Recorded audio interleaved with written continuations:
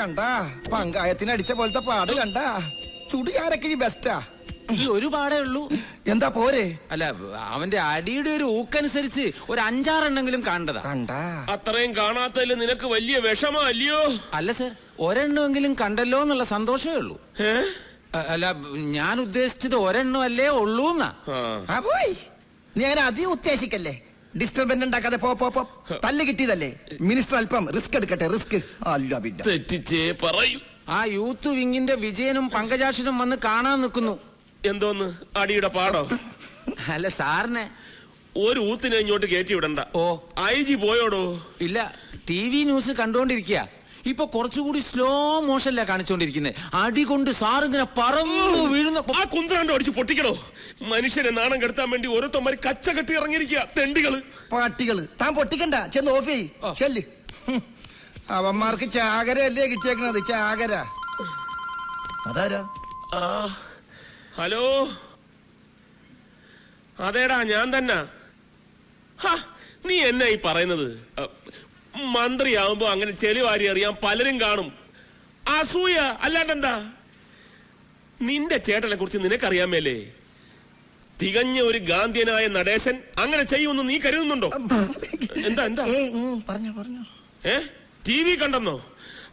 ചുമ്മാ camera trick. ശരി.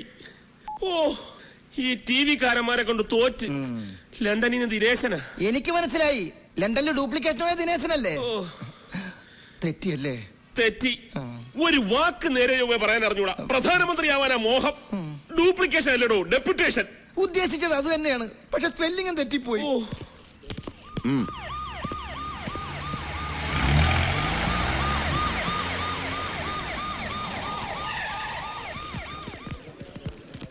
എന്തായടോ? കോളേജും ഹോസ്റ്റലും എല്ലാം സെർച്ച് ചെയ്തു സാർ. അവനെ കിട്ടിയിട്ടില്ല. സിറ്റിയിൽ ഇപ്പൊ പോലീസ് തിരയുന്നുണ്ട്. നാട് മുഴുവൻ മിനിസ്റ്ററുടെ പാർട്ടിക്കാർ പ്രക്ഷോഭം തുടങ്ങിയിരിക്കുക. കോവളത്ത് 3 ബസ്സുകൾ കല്ലെറിഞ്ഞ് തകർത്തിട്ടുണ്ട്. കൊല്ലത്ത് പോലീസ് ജീപ്പും കത്തിച്ചു. TV ചാനലുകാർ ആ ചെക്കൻ മിനിസ്റ്റർ എടുത്തിട്ട് തല്ലുന്നത് റിപ്പീറ്റ് ചെയ്ത് കാണിച്ചുകൊണ്ടിരിക്കുക. കരാറ്റെ പഠിച്ചത് കൊണ്ടാണ് അവന് ചാടി വീണ് ചവിട്ടാൻ പറ്റിയത്. ഈ മിനിസ്റ്റർ അല്പ കരാറ്റെ പഠിച്ചിരുന്നെങ്കിൽ അവന്റെ ഇടി കൊണ്ട് തെറിച്ച് വീഴില്ലായിരുന്നു. കുഴപ്പമായോ? ഇപ്പൊ മിനിസ്റ്റർക്ക് എങ്ങനെയുണ്ട് സാർ? കുഴപ്പമൊന്നുമില്ല, പക്ഷെ ഒരാളെയും കാണാൻ കൂട്ടാക്കുന്നില്ല. ഡോക്ടേഴ്സിനെ പോലും അലോ ചെയ്യുന്നില്ല. ആരും വേണ്ടെന്ന് പറയുന്നത്. ആകെ നാണക്കേടായില്ലേ? ആ MLA തങ്കപ്പനും PA കൂടി ആവി പിടിച്ചോണ്ടിരിക്കുക. തന്നെ കാണണമെന്ന് പറഞ്ഞിട്ടുണ്ട്. ചെന്ന് സമാധാനം എന്താ വെച്ചാ ബോധിപ്പിച്ചോ സാർ. കമ്മീഷണർ സാറേ, ഞങ്ങളുടെ മിനിസ്റ്ററെ തല്ലിയവനെ നിങ്ങൾ പിടിച്ചില്ലെങ്കില് ഞങ്ങൾ പിടിക്കും. അവന്റെ അമ്മയെ മിനിസ്റ്റർ അദ്ദേഹം മാനം കടത്തി പറഞ്ഞല്ലേ നടക്കുന്നത്. അമ്മയുടെ മോന്റെ ശവം ഞങ്ങൾ കാണിക്കില്ല. എന്തിനാ സാറേ ഈ തൊപ്പിയും വെച്ചുകൊണ്ട് നടക്കുന്നത്? തൊപ്പിയും വെച്ച് നടക്കുന്നത് തന്റെ നേതാക്കന്മാര് പെണ്ണ് പിടിക്കാനും മറ്റു തെമ്മാടിത്തരത്തിനൊക്കെ പോകുമ്പോ എസ്കോട്ട് പോകാൻ. ഒന്ന് പോടോ. പാർട്ടി ടിക്കറ്റ് തരാം, MLA സ്ഥാനം തരാന്നൊക്കെ പറഞ്ഞ് കൊതിപ്പിക്കാൻ തുടങ്ങിയിട്ട് നാള് കുറെ ആയി. നമുക്ക് ഈ ചുരണ്ടല് തന്നെ മിച്ചം. ഇത്തവണ സ്വർണം ഞാൻ ചുരണ്ടി എടുക്കും. ദാസപ്പൻ വളരെ ബിസിയാണെന്ന് തോന്നുന്നു. ഞാനിത് ചുരണ്ടിക്കൊണ്ടിരിക്കുക. ഖജനാവിന്ന് ആവശ്യത്തിന് ചുരണ്ടുന്നുണ്ടല്ലോ, അത് പോരെ? എന്ത്? അല്ല, സ്വർണത്തം പോലെ ചുരണ്ടെന്ന കാര്യം സാർ ഉദ്ദേശിച്ചത്. 2 ചിഹ്നം കൂടി ഒത്തു വന്നിരുന്നെങ്കിൽ സ്വർണം ഉറപ്പായത്. മിനിസ്റ്റർക്ക് ഞവരെ കിഴി, തനിക്ക് സ്വർണ്ണത്തം പോലെ. മിനിസ്റ്ററുടെ അണപ്പില് 2 പോയി എന്ന് കേട്ടത് ശരിയാണോ? അതിന് ഇനി സമയമുണ്ടല്ലോ, താൻ ബേജാറാവണ്ട. മിനിസ്റ്റർ അടിച്ചോ ആഞ്ഞടിച്ചോ, അതിനൊന്നും ഒരു കുറവുമില്ല. ഇടോ, നിങ്ങളെ തൊലിഞ്ഞ സല്യൂട്ടല്ലേ എനിക്ക് വേണ്ടത്. ആ റാസ്കലിനെ പിടിച്ചോ. അവനെ പിടിക്കാൻ വല വീശി കഴിഞ്ഞു. വിരിപ്പോലെ വിരിച്ച് കാത്തിരുന്നിട്ട് കാര്യമൊന്നുമില്ല. ഇങ്ങാട് നോക്കണോ, വീശി വലത് ഇങ്ങനെ അങ്ങ് എടുത്തിട്ടുണ്ടല്ല, വാട്ടത്തിൽ ഇങ്ങനെ അങ്ങോട്ട് വീശണം. അങ്ങനെ വീശിട്ടുണ്ട്. മനസ്സിലായില്ലേ? തന്നെ ഊതിയതാടോ. കർത്താവിനോടാ ചോദിച്ചത്, കർമ്മം മറുപടി പറയണ്ട. മിനിസ്റ്റർ ഭയങ്കര ജോളിയാ. ഇത്രയും വലിയ സന്നാഹങ്ങൾ ഉണ്ടായിട്ടും ഇത്തിരി പോകുന്ന ഒരു പീക്കിരി ചെക്കനെ ഇതുവരെ പിടിക്കാൻ കഴിഞ്ഞില്ലെന്ന് പറഞ്ഞാൽ അത് പറഞ്ഞിട്ട് കാര്യമില്ല സാറേ. കൊമ്പൻ സ്രാവുകൾ എളുപ്പത്തിൽ വലയെ കൊടുക്കും, വരാലുകൾ പിടിതരില്ല, വഴുതിപ്പോകും. പറഞ്ഞാൽ ശരിയല്ലടോ? അനുഭവസ്ഥനായ സാറ് പറയുമ്പോ ഞാൻ എങ്ങനെ എതിര് പറയും? എന്താ പറഞ്ഞ സാറത് ജനറൽ അല്ലാതെ പഴയ മീൻപിടുത്തമല്ല. ഇതും പിന്നല്ലാതെ. ഒരു കാര്യം ഞാൻ പറഞ്ഞേക്കാം, 24 മണിക്കൂറിനകം ആ തെമ്മാടിയെ പിടിച്ച് തലയടിച്ച് പൊട്ടിച്ചില്ലെങ്കിൽ. ഈ മണിക്കൂറിന്റെ കണക്കൊക്കെ പറഞ്ഞു വരട്ടുന്നത് പഴയ രീതിയാണ് സാർ. പോലീസുകാർ അവരുടെ പണി ചെയ്യുന്നുണ്ട്. ഈ വിളിച്ചു വരുത്തിയ സമയം കൊണ്ട് തന്നെ അന്വേഷണം എത്രയോ മുമ്പോട്ട് പോകുമായിരുന്നു. With your permission sir. Vigneshwar, come on. ഒന്ന് പോടും. ഒരു ഇടിയൻ കർത്ത. എന്തോന്ന് ഇടിയൻ? ഇവൻ ഇടിക്കാൻ പോയിട്ട് ഒരാളെ നുള്ളു പോലും ചെയ്തിട്ടില്ല. പിന്നെ ആരിവൻ ഈ പേരിട്ടത്? അതറിയത്തില്ലേ? ഇവന്റെ അച്ഛന്റെ പേര് ഇടിയൻ പാക്കരൻ, ഇവന്റെ അപ്പൂപ്പന്റെ പേര് ഇടിയൻ ചങ്കരൻ. അപ്പൊ കുടുംബം മുഴുവൻ പോലീസാ? എവിടെ പോലീസ്? അയ്യോ, അവലിടിയല്ലേ ഇവരുടെ കുലത്തൊഴില്. അതിലിളയവന്റെ പേര് ഇടിയൻ കർത്ത. അഹങ്കാരത്തിന് ഒരു കുറവുമില്ല. ഇവനെയൊക്കെ സർവീസിന് ടെർമിനേറ്റ് ചെയ്യണം. തെറ്റിയല്ലേ? കറക്റ്റാണോ? ആണോ? ദൈവമേ, ഇന്ന് ഇടിവെട്ടി മഴ പെയ്യും. എന്നാ കടലിൽ മീൻ പിടിക്കാൻ പോണവരോട് സൂക്ഷിച്ചോളന്ന് മൊബൈലിൽ വിളിച്ച് പറയട്ടാ. ഒരു ഇടി. രമേശ് ഞങ്ങളുടെ കോളേജിലെ ബെസ്റ്റ് സ്റ്റുഡന്റാ. മാത്രമല്ല ഞങ്ങളുടെ ഒക്കെ ബെസ്റ്റ് ഫ്രണ്ടും കൂടിയാ. He's not a criminal. പറ. അയ്യോ, മുത്തച്ഛൻ എന്തായി പറയുന്നേ?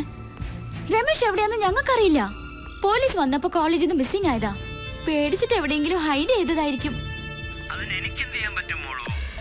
പ്രശ്നം ഒന്ന് കോംപ്രമൈസ് ആയ അയാള് പുറത്തു വരുമെന്ന ഞങ്ങളുടെ വിശ്വാസം. മാത്രമല്ല പോലീസുകാരുടെ കൈ കിട്ടിയ അയാളുടെ പൊടി പോലും വെച്ചേക്കില്ല മുത്തശ്ശ. ശരി, താങ്ക് യു മുത്തശ്ശ. എന്തായി? നടേശൻ അങ്കിളുമായിട്ട് സംസാരിച്ചിട്ട് എന്നെ തിരിച്ചു വിളിക്കാമെന്ന മുത്തശ്ശൻ പറഞ്ഞത്. ആ വേഷം മാറുണ്ടായിരുന്നു. വിഗും വെച്ച് വേഷം കെട്ടി എത്ര നേരം വെച്ചണ്ടാ? തലയും ദേഹമൊക്കെ ചൊറിയുന്നു. പെൺവേഷത്തിലായിരുന്നെങ്കിൽ ആരെങ്കിലും പെട്ടെന്ന് വന്നാ എന്തെങ്കിലും കള്ളം പറഞ്ഞ് അഡ്ജസ്റ്റ് ചെയ്യായിരുന്നു. വാതിൽ കുറ്റിയിട്ടിട്ടില്ല. വേഗം ചെന്ന് കുറ്റിയിടും.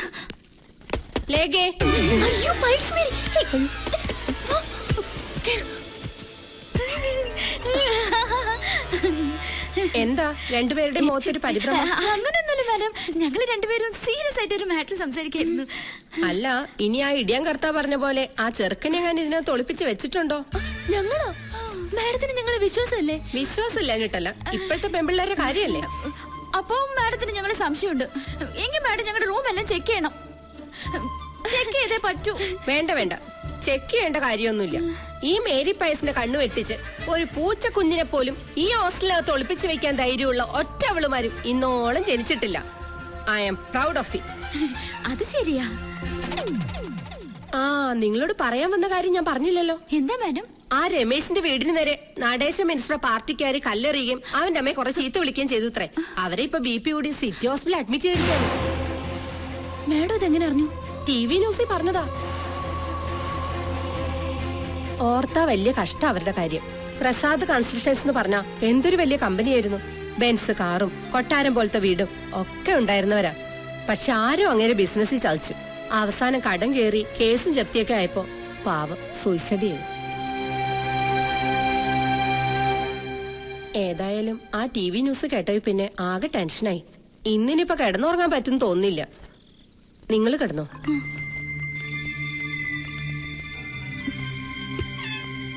മാതാവേ, ഇന്നിനി 2 സ്മോൾ അടിക്കാതെ കിടന്നുറങ്ങാൻ പറ്റില്ല.